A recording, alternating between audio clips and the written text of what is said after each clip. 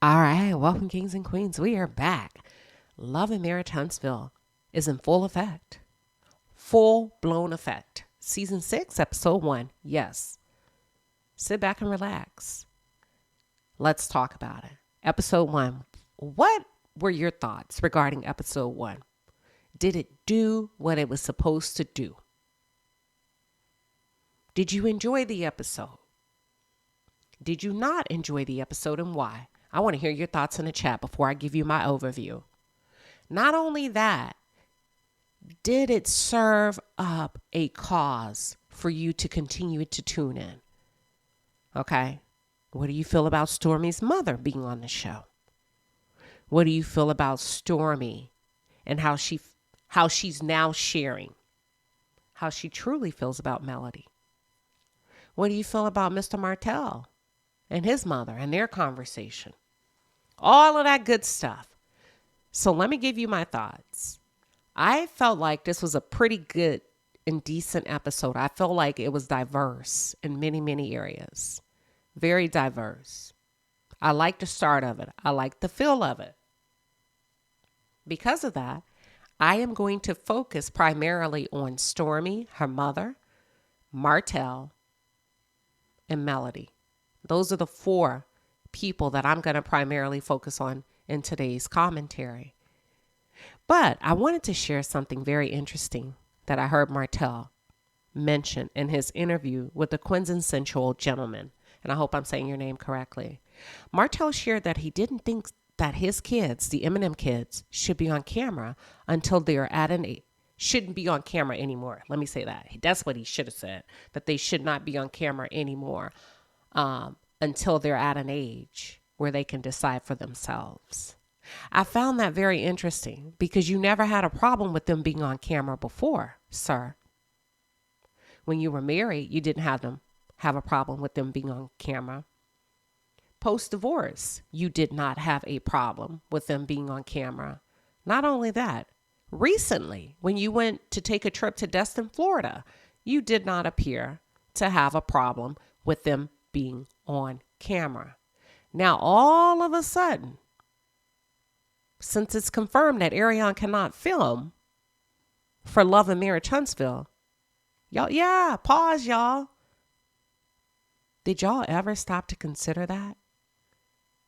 That if Ariane can't film, that means she's not going to allow Knox to film. Or that means whatever he was trying to do, in my opinion, right? This is all an assumption on my part. Or Melody may not have agreed to allow you to film her kids with Knox. I don't know. I'm just making this up, right? Whatever it is, it's one of those combinations. And I know you're doing it to be spiteful. That's what I'm getting at, y'all. He's doing this to be spiteful because he did not get his way in something. And I have a funny feeling and a sneaky suspicion the get his way was Ariane can't come on the show. Okay?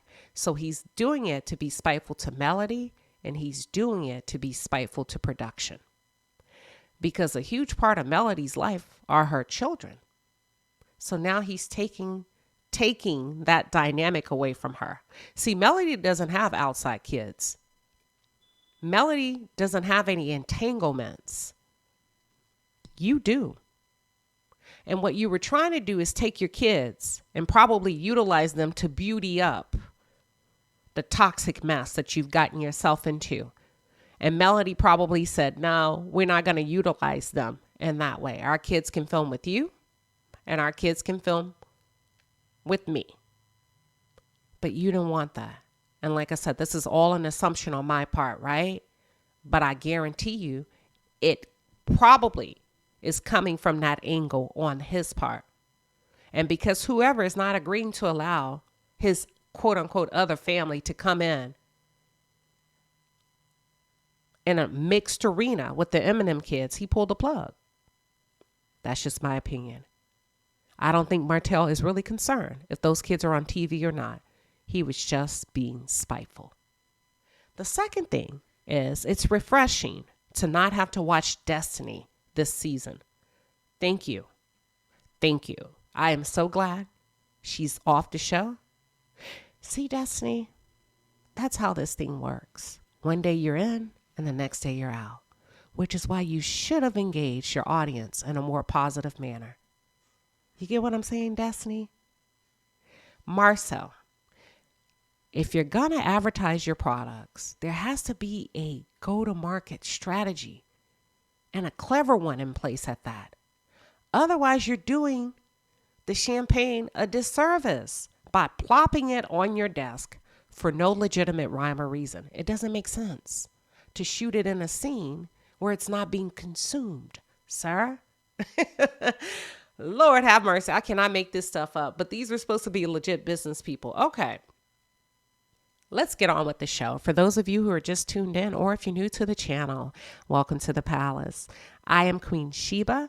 I cover a variety of hot topics specific to reality television, but most importantly, I hone in on the psychological and the behavioral traits of the Black experience.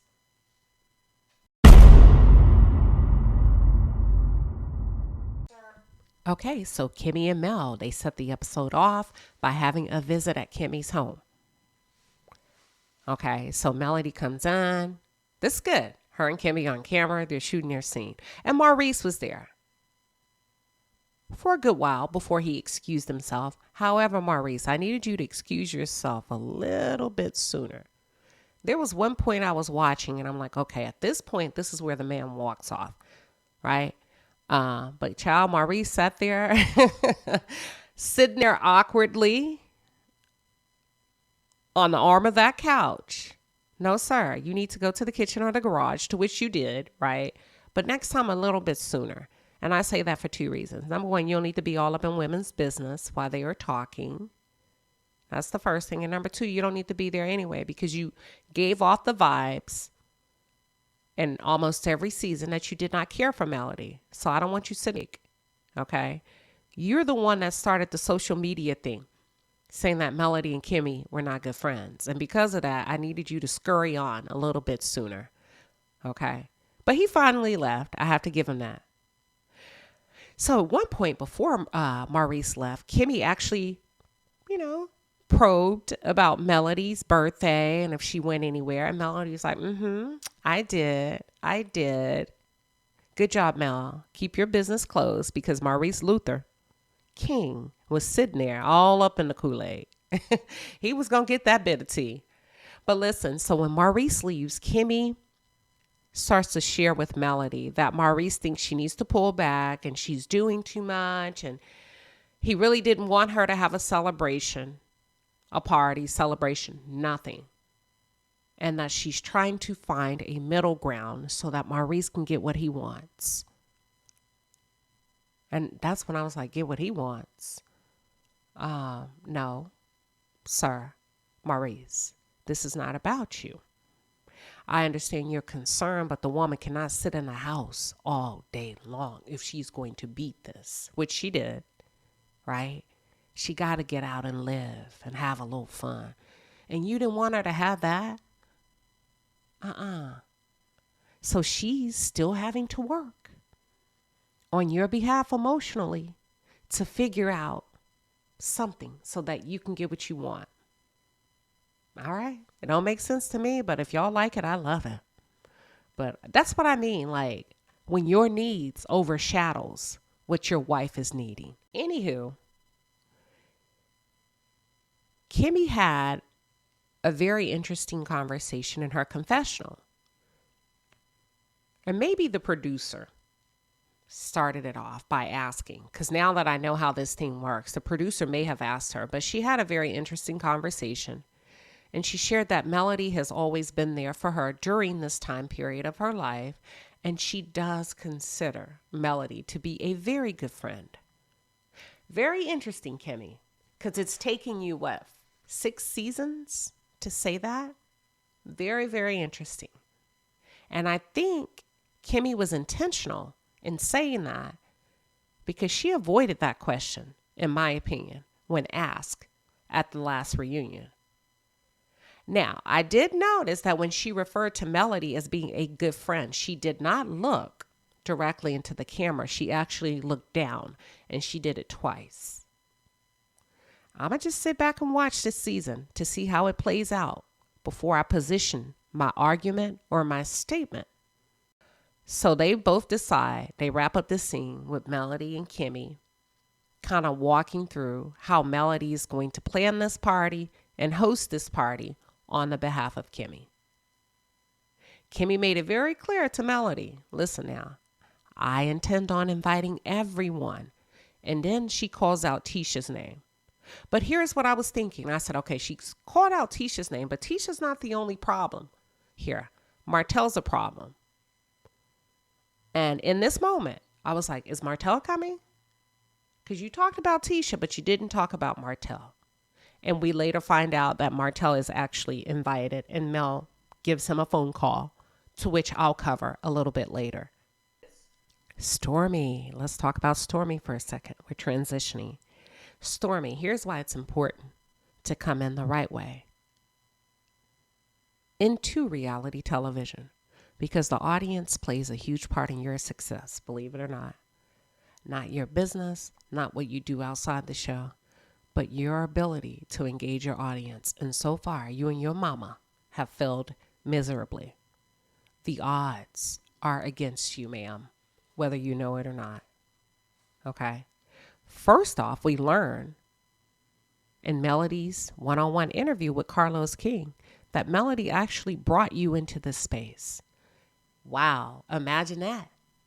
Had Carlos not said that, nobody would have never known by the way you treat Melody right now and how your mother has opened up her mouth. And I'm going to just say lied, basically lied. Your mother got on the internet and said Melody did not want you to come on this show. Well, the lie detector proves that's a lie. Melody brought you on the show. Okay? The lie detector proves that is a bold-faced lie. Shame on you, Miss Betty. That tells me you just like starting shit just to start it. Melody brought your daughter on the show, and you still got a problem with the way she moved? Come on. Really? Oh, okay. Secondly, your scene was boring. You see how this thing works? Your money cannot buy you stardom, which is required on reality. You have to have a level of stardom. And Stormy, you don't have that. You're boring. And I've said it before, and I'll say it again. You really can't sit next to Melody. And I think your mother knows it. And maybe that's why she's mad. Okay? Hard worker? You probably are. I don't know. I mean, you had to put in a level of work to get to where you are. But you really don't see things through, in my opinion. Because I've firsthand experience not receiving products that I've purchased from you. Okay? You took my money, but you didn't deliver. So I don't know about your follow through. And that's a fact. That's not allegedly. The second thing is I question your business tactics. Okay. Because allegedly, according to the communication I just received a week and a half ago from your company, apologizing to me for not receiving my electronic book, the link to go to it, it appears as if you didn't write the book and you're now writing the book, which is why we did not receive our link. So you're selling us products that you haven't even developed yet. Didn't include a link because there is no link. And now you're having to go back, right? It says and write it. See, you don't have to write something if it were already composed. That's why I said y'all got to be careful with us. We're very savvy. We're very educated people. And the fact that you would treat us otherwise is very detrimental to your reputation. That's all I want to say. You see how this works, Stormy, in reality television? Okay. Now, I want to say something. With the exception of Miss Van, all of these mothers are toxic, in my opinion. And I feel like they come from that era where a lot of mean and hateful black women came from.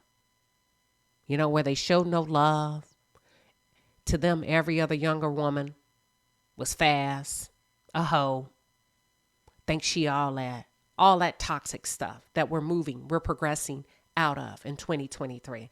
And I feel like that's what your mother represents. That's what Miss Wanda represents.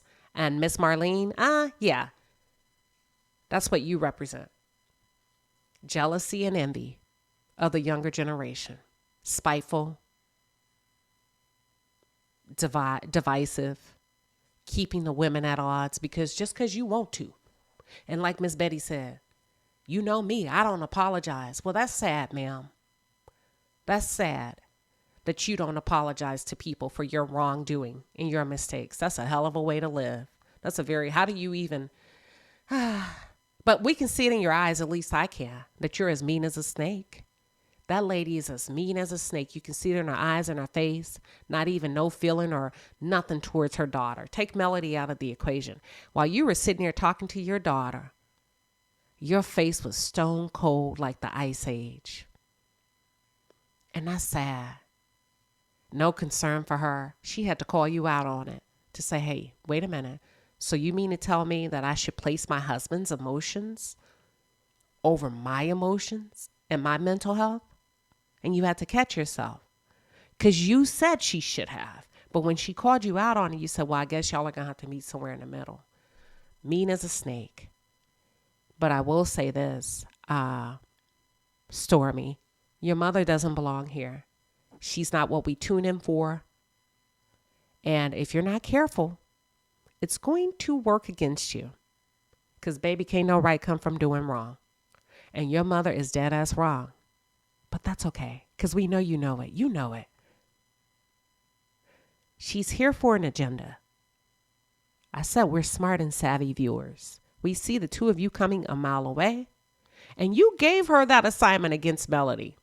Don't play with me. Don't get on television. I get it. I understand how the game works. Hey, mama, we're going to shoot a scene. And we're going to talk about you and what you said about Melody on social media. And I'm going to just say that's all you.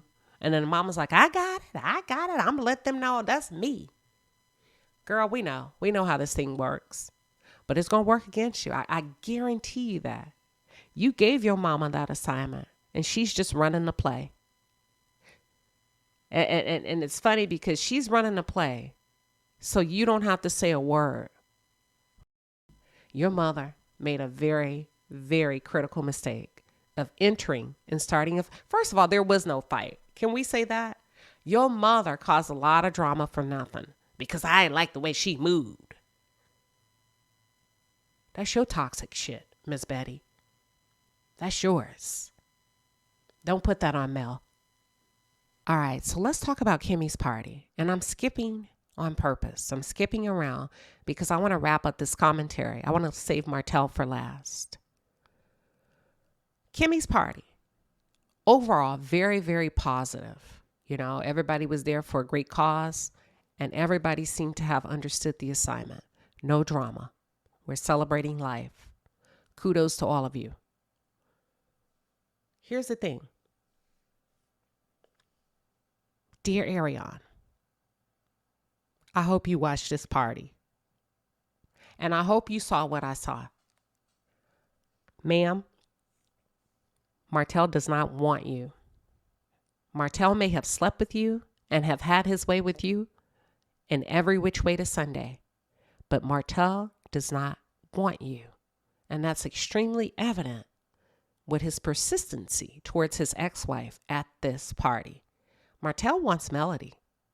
This man is basically harassing her to pray about getting back with him. Ariane, Melody is where his heart is, honey. And I want you to hear this coming directly from my mouth. There is no sexual trick that you can do to win his heart. He has used you up. You are no good to him. And now that you are all used up, he don't want you. He wants to go back home to his ex-wife and to his children with his ex-wife and the family that he had before you and him, you and he, ruined that family. And if you believe for 1 second that he asked her to pray about co-parenting, then you're a fool because you want to be one. All right? I just want to say that to you, Ariane. That man don't want you, honey. He don't. Now let's move on to Stormy at this party. I didn't like the energy that Stormy walked in with. Before she said a word in her confessional, I did not like her energy. And I was like, here we go. Destiny 2.0. That's why they got on. They're similar in ways, commonalities that they share. And the first thing I noticed is her energy was off. And she touched on that in her confessional. She said that she didn't want to pretend like she's in a good space with these people in this room because she hasn't paid very close attention, y'all. She has not spoken to them since the reunion wrapped up. What do y'all think about that? I'm going somewhere with this. Did you hear me? She said she has not spoken to these people. And she's not just talking about Melody, these people, since the reunion wrapped up. Now think back to all of that shit they were doing before the reunion. The dancing in the parking lot. All of this and all of that. They went out to eat. All in the name of Melody. Yes, honey. You learned the hard way. When there's an agenda against Melody, Stormy, you got used like everybody else by the Scotts. Yeah. Oh, so you're shocked. You're shocked that they have not contacted you since the reunion. It's called you got used, sweetheart. There was an agenda against Melody and you happily fell in line. And now that it's over, they tossed you out. I told you your money cannot buy you access into spaces and places where you really don't belong. You let these people pump you up to go against Melody, and none of them have engaged with you since the reunion. And that's why I say, you're not right for reality television. Okay? Because you walked in feeling some kind of way about that. And nobody cares. And nobody knows it but me. Nobody cares about how you feel. That's reality television. Especially when you have not developed a proper relationship with the viewers. Okay? So now you're feeling some kind of way. And you don't have time to be fake. Well, guess what? You better. Because the well-being of the show comes first, honey. And Carlos pumped you up and brought you in. But you better perform. Because that's how this works. Yeah, Stormy. Welcome to the party.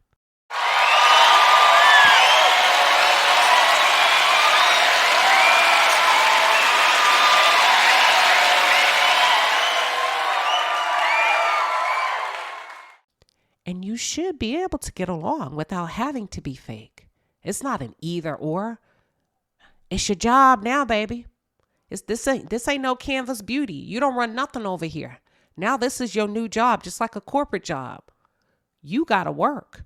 You got to show up. You did see what happened to Destiny, right? She got her walking papers, so you ain't got no choice but to work. Yeah.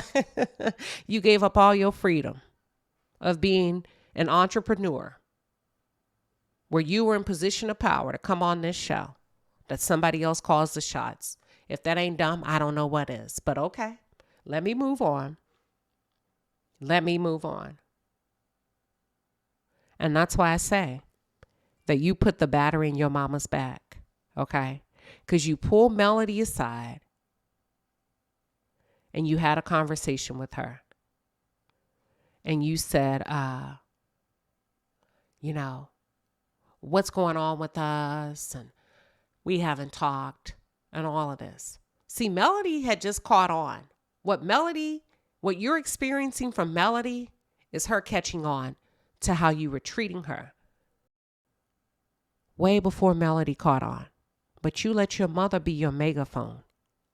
Here's the thing too, Stormy. You made a good point when you pulled Melody aside and you're asking her, hey, what's up? What's going on between us? You made a really good point when you said in your confessional, none of my friends would ever tell me to DM them when they change their number. You're absolutely correct. So now you know, Melody ain't your friend. And not because she chose to not be friends with you. She's just pulling the plug before you did. You were moving funny. Okay? You're absolutely right. But why is it that it hit you in that moment? Okay? That y'all weren't friends. When you clearly told your mama that you were in the developmental stages with Melody. And from what I know development to mean, it means building something that's incomplete. So, Melody saw you and your mama coming a mile away. And she curved your ass. She knew you didn't like her, and that's why she's handling you the way that she is. You weren't worried about it then, when you felt on top of the world. You weren't worried about it when you were running the streets with Destiny. You weren't worried about it when you was shucking and jiving in the streets of Huntsville, sending videos. I ain't stressing today. Hey, I ain't stressing today, baby. We don't want you to stress. Hey, you ain't stressing today, right? You weren't worried about it then. You weren't worried about it on that reunion stage when you said Destiny was not aggressive. Because if she aggressive, that makes me aggressive. Okay. You weren't worried about it then. You weren't worried about it when your mama took it to social media and picked a fight out of nowhere. You weren't worried about it then. But now it hits you? Now? Baby, you're a day late and $1 short. It should have hit you while you were moving funny. That's when it should have hit you. It should have hit you then.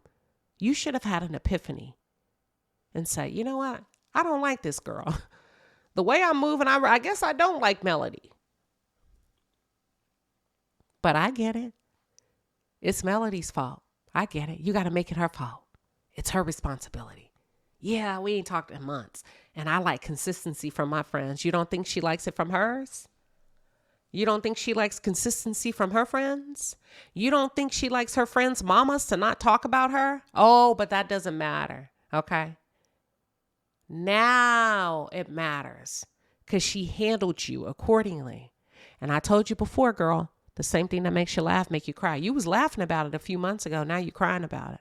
All right. So when they introduce Martell to this episode, he's getting a facial. Okay. He shares that as of lately, he's noticed his appearance changing. Now, he did not use those words, but basically he's noticing that he, woo, now this is where I'm being messy. Yeah, oh, Marty Marr. Marty Marr is noticing that he now has bags under his eyes. Hold on. And dark spots have become more visible. Oh, say it ain't so. Oh, Marty Marr. Oh, Mr. Lion King himself. This is hilarious to me. Oh, hold on. Let me pause. Y'all, I'm sorry. Let me try to get through this. Oh, wait a minute. Oh, shit. So your appearance is changing, huh? Oh, yeah. Okay. All right. Let me get back to work. Give me a second. Hold on. Oh, boy. God do not like ugly. Oh, God does not like ugly. That karma is whipping his behind. So let me back up. Hold on. I'm going to try to do this without laughing. Y'all bear with me. So he said, I'm wrong for this. Okay. He says that he noticed, I can't see this. Oh my God. Okay. He notices that he has bags under his eyes. It's changing his appearance. It's your body responding to all of that negativity that you put out. You cannot cheat the process, sir. You cannot send out darts and not expect there to be an effect. And I think you're seeing it in real time. That's how that works, Martell. Yes, that's how that works. So Miss Marlene comes in, okay, and she's in the scene with Martell. And in that moment, I realized, I didn't know it then, but it hit me. Wait a minute, he's shooting this in his living room. And the telltale sign was that gray, depressing sofa that Ariane often sits on when she goes live. About a few minutes after Marlene enters the picture, here comes the manufactured scene that's orchestrated by Carlos King. Conveniently, Sheree just so happens to call from Portugal. Oh yeah, on the Real Housewives of Atlanta girls trip. So convenient, perfect timing. But anywho, it was a weird ass conversation between Martell and Sheree. Very awkward. Okay. Kind of like an adolescent conversation, if you ask me. But maybe that's just how Martell is when it comes to women. Not a lot of depth. But anywho, in his confessional, his eyes were completely empty. There was nothing there, in my opinion. He had no feelings whatsoever. Did y'all notice that? Or is that just me? In that confessional, after he hung up the phone with Sheree, there was nothing, y'all. And I think he may have done that so that Ariane wouldn't act a damn fool. Okay? And this is where it gets interesting. Miss Marlene asked Martell, how are things since Florida? Miss Marlene, stop playing with us. You already know how things are with your perfect son. Now, we know you're very well aware of what's been going down since Florida. But of course, you're asking for television and you got to give us something, okay? So I feel like Miss Marlene is a thorn in the side of progress. And it's mothers like you that get in front of these grown boys and you worship them as if they're a piece of gold. And you worship your son as if he's perfect. And you pump his head up as if he's done no wrong. And that is detrimental to his healing and is detrimental to yours. It's asinine, Miss Marlene. What are you doing, woman? Okay? This man has caused a lot of pain. This man has done a lot of damage. And you really have the audacity to sit there and ask him, why is he going to counseling? Girl, my heart hurts for you because this shows me that at your age, maybe you don't know what a good example is of a healthy man or what a healthy man should be doing. Miss Marlene, I really don't want you to come back on this show because you're not making yourself look good at all. I really need you to be off television because this is horrible for you as a woman. As a woman. Now, you told him a couple of years ago that he's just like his father. You said that. We didn't. And yet you're asking him, why is he going to counseling? Didn't you say he like his daddy? Start there. That would be a great start, that he's going to counseling. I'm going to counseling, Mom, because I'm just like my father. Y'all, I can't make this kind of stuff up. You witness it with your own eyes. What are your thoughts regarding her conversation with her son about his behavior and her failure as a mother to hold him accountable and even somewhat block his damn? What if he would have said, you know what, right? You know what, Mama? I'm not going to go. Then what? Miss Marlene, I want to say so much more, but it would be very disrespectful of me to say what I really want to say. What if the judge told him he has to go to counseling? And you're opening up your big mouth because you know he's easily triggered, easily influenced, especially when it comes to praise and worship. What I really want to say, are you effing crazy, lady? You would rather lavish him with false compliments over him getting better for his kids? You're some kind of wonderful, in my opinion. And mothers like you are a disservice. I'm going to start saying it. They're not off limits to me anymore. This shit has gone on long enough in our communities where they were untouchable for many, many decades. You couldn't say nothing because she's the mother. And you wrong as hell. Anywho, I don't know. It's just sad. You know, when your shortcomings as a mother will not allow you to admit that your son is a monster, ma'am. Okay, so the conversation gets a little bit deeper between Martell and his mother. Before I jump into it and cover it, let me ask you all a question. Is this your first time seeing the two of them have an in-depth conversation? Like outside of how we feel from Marlene and her advice and how she chooses to support her son. This is my first time witnessing the two of them really have a deep conversation. It could just be me, but is this your first time as well? Or is it maybe I missed a conversation or two before? I found it very interesting that they actually went there and they had something important to talk about. So he says to his mother that he feels like he's been battling someone that used to be like his family. Used to be. Melody's your ex-wife and the mother of your 4 children.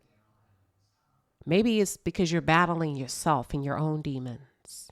Melody's played her part. Used to be like your family. That's a very odd choice of words, in my opinion.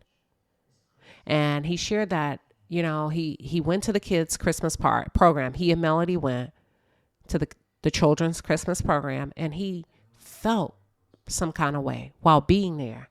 And basically what he's saying, y'all, is shit. Yeah, you miss Melody. This is what you should have been doing when you was creeping out with Arion. This is what you should have been doing. But you see, Satan got you trapped. He had you so trapped with that sexual demon that pulled you in and snared you and ate you up from the inside out. And now y'all can't stand each other. And both of your demons are, and I'm talking about him and Arion, and both of your demons are at war with each other to the point that y'all almost despise each other, right? The level of arguing, allegedly, the level of fighting, allegedly, that has both of you thrown into a slammer to cool off, allegedly. Yeah. Bloggers made that up. Okay. Allegedly. Yeah, right. So this is the outcome of that. And now you miss your family. You miss them good old home cooked meals and roast and all of that Melody used to do. That was only 85%. Yeah, Mr. I want my sucked. Okay. Yeah. Yeah, Mr. You didn't please me enough. All of those horrible things that you said about this woman who was just trying to be a good wife and a hardworking mother. And you said it wasn't good enough. And as a result, you miss your family now, huh? And being at that Christmas program caused you to see that. And now you're crying about it to your mama. So he pulls Melody aside and he asks Melody if she would pray about being good co-parents together. And if she would pray about having more cohesive moments like this. Okay. And Melody, according to him, said, sure, I'll pray about it. No, sir. She gave you that opportunity and you rubbed it in her face. You don't remember, Martell? When she took you and your mama to Destin, Florida on her family vacation trip and you went behind her back as soon as you came in and you threw her under the bus with good old tacky Arion, who was happy to get just a little bit of information, and she jumped online and spread all of your family business. Oh no. Run along now. Go back over there with Arion. That's your family now. Oh yes, sir. That's your family. Have at it. And as a matter of fact, Melody has done her due diligence with you. She attempted to work with you, but every time she did, you put her in very compromising positions, and it always ended up with some drama and some mess. Yeah, next thing you know, if she gives you an inch, she'll try to take a yard and insist that Knox comes over to her home because he's a part of your family. And that's the kind of guy you are. Melody can't afford to be nice to you at all. But later on, we find out good old Martell will always be Martell, because that is not the whole truth. We're going to skip around a little bit. Remember I said that Kimmy was going to have the party and Melody's hosting the party. So Melody has to call and invite the guests. One of the guests that she has to call and invite is Martell. Melody gives him the details of the party. She lets him know the time, the day, the location. And in the middle of that, he says this. Take a look. God been said go. I ain't gonna come think about your prayer last night at 10. What? Why not? All right, I have several more people. Okay. Now, initially, he left us under the impression that he wanted Mel to pray about being better co-parents. We found out that's not true. That's not the truth at all. And I want you to go back, because he said that so calm, so smooth. I would have never thought he was lying. I found it a bit odd for him to weave that into his story. It didn't make sense, but I was like, oh, I guess that's just Martell. Sometimes he just doesn't make sense. No, it's because he's lying. He actually asked Melody to take him back. And that's what we found out. You asked Melody to take you back, and she pray about it, and you wanted to pray about it together. Martell. But then you get on TV, just in case your other women are watching, and you say, no, I just wanted her to be good co-parents. Y'all, aren't you glad that God said go? Melody would have still been dealing with this demon. Ain't nothing changed about Martell. Martell is still the same gigolo that he's been from day one. Ain't nothing new, baby, but them outfits that he puts on. Martell is still a liar, a cheater, and a deceiver. And he sat his black ass up there in that confessional and looked at that camera and looked at you and me as the audience and told a big, fat, bold-faced lie. And says, I only asked her to pray about being co-parents. You a damn lie. Oh, you didn't want Arion to know. That you want your ex-wife back. You want your family back. That's where you really want to be. Okay. Imagine that. Imagine that. But yet your mama opens up her mouth every chance she get to say something negative about what Mel should be doing. Mel ain't coming back to you. Mel would be a fool to come back to that. After all the things that Arion has told us that you've done to her bare behind with your mouth, you think Melody wants you in that manner? Sir, So he continues to cry and tell his mama that he misses his family. Well, you miss your family, huh? Did you miss your family when you were letting the Scots beat up on your family? Huh? Did you miss your family then? Did you miss your family when you were sneaking and creeping for 7 years? Sneaking out the house during COVID? Yeah. Did you miss your family then? Did you miss your family when you took money out of the mouth of your children to pay for a car for your side piece? Is that when you missed your family? Wait a minute, hold on, because I could be off. Did you miss your family when you decided you were not going to use protection while cheating and you made a child outside of your marriage? Is that when it hit you that you would probably miss your family? Did you miss your family when you were calling your ex-wife a hoe on television? Not then. What about this one? Did you miss your family while you were trying to take the kids away from their mother? Martell, don't play with me. Don't play with me, sir. Deal with it. As a matter of fact, close your eyes. Like Arion said, she took you with her eyes closed. So I need you to close your eyes so you can clearly see your prize. Ta-da! Arion is your family. No, sir. You got exactly what you wanted. You got Arion. I told y'all a few videos ago, this was just the beginning of his devastation. And if the truth be told, sir, Martell, your looks are starting to fail you. You ain't really martelling like you used to martell when you were with Melody. Say what you want, y'all, but the love of a good woman does a body good, does the body of a man good.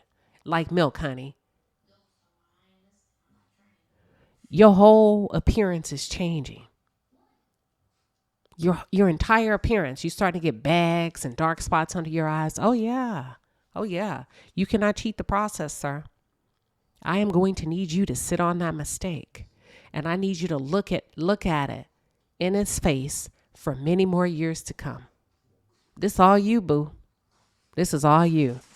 You did this. This belongs to you. And you remember Dr. Francis tried to get you on the right track, but you weren't missing your family then. You remember he asked you and you said, Melody is an orange and Ariane is an apple. And you like both oranges and apples. Well, I tell you what, go eat your apple. Go eat your apple.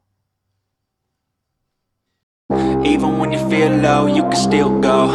Even when you feel slow, you can still go. Even when there's no hope, you can still go. I never answer to no, man, I still go. Go, go, go, go, go, go, go, go, go, go, go, go, yo, go, go, go. Hustle hard, hustle every single day. I'll be making moves till I'm buried in my grave. To the system, I don't wanna be a slave. I've been doing shit my way, or the highway. And in the driveway is a nice range, cause I grind through the climb, I ain't